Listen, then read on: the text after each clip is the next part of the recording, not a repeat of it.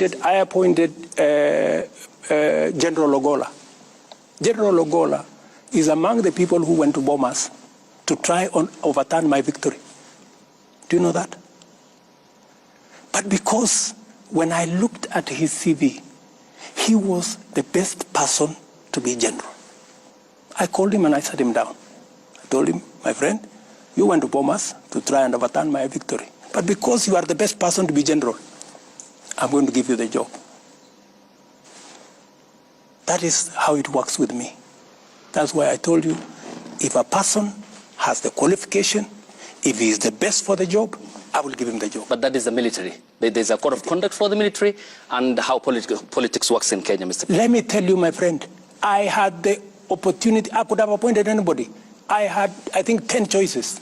I didn't have to. You know, there are people who say, oh, you know, William Ruto appointed Ogolla because he was the deputy CDF. That's not the case. I made the decision consciously. And I made the decision against the advice of many people.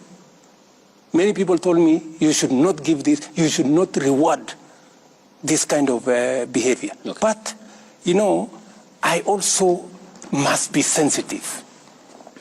What exercised my mind?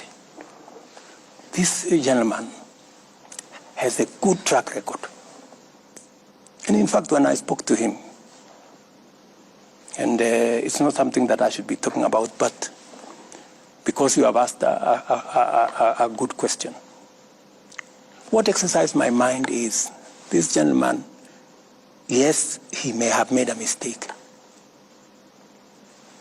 Maybe because the commander-in-chief that time told him what to do. Maybe he...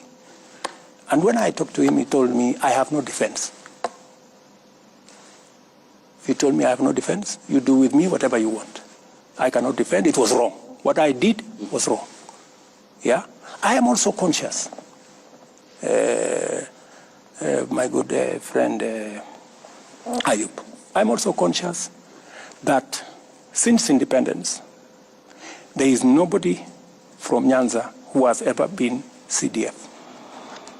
And it also played in my mind that I don't want a situation where a whole community think they cannot occupy a certain office.